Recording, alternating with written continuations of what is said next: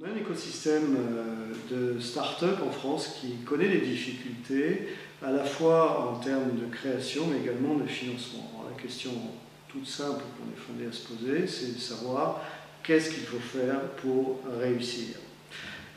Commençons par les difficultés. Les difficultés, elles sont de plusieurs ordres. On a évidemment des insuffisances de financement. Ça, c'est quelque chose qui est assez commun à tous les pays, mais qui est assez fort en ce qui nous concerne. On a peut-être un nombre insuffisant de sociétés qui présentent des profils de croissance solides. En tout cas, on ne les connaît pas et on fait très peu de tam-tam autour d'elles.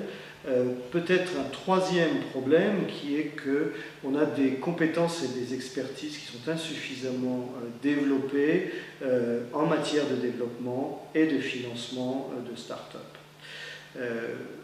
À partir de là, une série de questions peuvent se poser, qu'il faudrait bien entendu transformer rapidement en action. Parmi ces questions, je vais en citer quelques-unes qui paraissent importantes.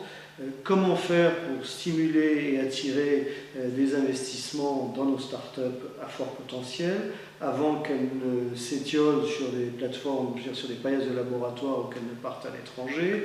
Deuxième question qui va de soi, c'est comment fabriquer et réunir des équipes solides et robustes qui puissent driver des startups de croissance à l'international.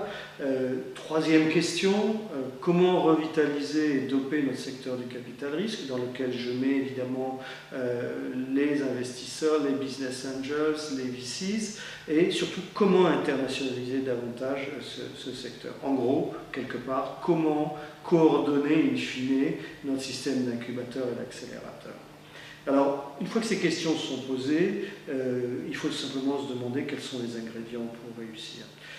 Si vous parlez de la Californie, si vous regardez Mumbai, si vous regardez Guangzhou, La Piranta en Finlande, vous apercevez quelque part que les ingrédients sont toujours les mêmes et en France, nous les avons sous la main. Le problème, c'est qu'on ne les utilise pas forcément comme on devrait le faire.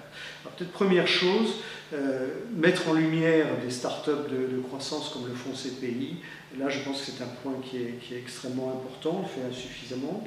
Deuxième chose qui me paraît importante et que l'on a en main, c'est quelque chose de fondamental, c'est de disposer d'une recherche qui soit évidemment souple, recherche d'excellence, recherche ouverte, mais surtout une recherche qui soit capable d'alimenter l'innovation marché, donc le passage d'une invention à une innovation qui est une prise sur un marché, et qui derrière fasse l'objet d'une valorisation hors pair si c'est possible.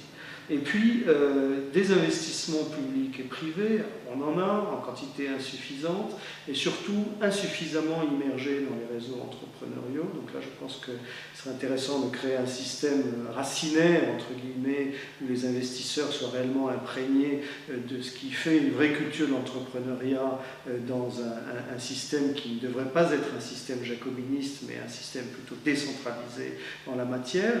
Et puis, il me semble également que parmi ces ingrédients pour réussir, il faudrait pouvoir renforcer les accélérateurs et les incubateurs, très clairement les amener à régler comme il le faut, quelle que soit leur étiquette, les problèmes de pré-incubation, d'incubation et on va dire de post-incubation, et puis surtout derrière être capable de les financer avec peut-être du 1 pour 1 comme on le fait, un fonction publique, un fonds public, un fonds privé. Vous apportez 100 en fonds public, vous apportez 100 en fonds privés et vous avez 200, c'est exactement ce que font des pays comme la Finlande. Je rappelle que la Finlande finance plus de la moitié de ses investissements en start-up avec des capitaux étrangers, donc c'est pas à négliger. Et puis, peut-être qu'on peut se poser la question de savoir comment on peut revoir le financement bancaire à destination des startups. Et là, il ne semble pas inintéressant d'évoquer le cas de la Chine, où les banques prennent des participations directes dans les startups et sont bien moins, j'allais dire, dans un système de prêt comme ça se fait dans notre pays. Donc que là, il y a une question de risque, une question de capacité à rentrer dans les startups et à les driver comme il le faut. Et puis peut-être un dernier point qui me paraît important, on parle toujours du lien un peu distant entre les entreprises et les grandes entreprises et les startups.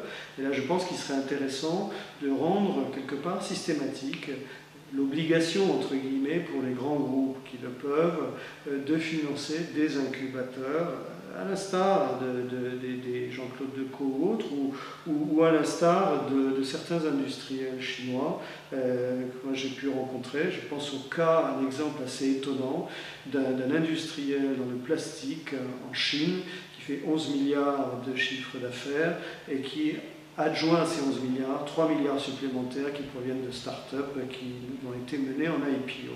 Et ce monsieur-là a créé autour de son siège social et de ses usines, il a construit une dizaine de blocs, une dizaine d'immeubles. Chaque immeuble intègre 200 start-up.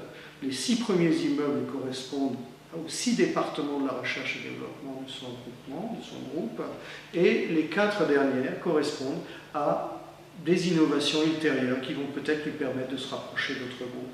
Ces petits camarades font la même chose dans d'autres provinces, dans la perspective d'éventuels rapprochements entre industries connexes ou entre secteurs conjoints.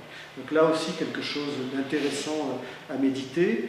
Je pense au global que tout ceci n'est pas compliqué à transposer, mais il faut simplement le réfléchir sur le long terme dans le cadre d'une stratégie industrielle et financière qui soit partagée par tous les acteurs.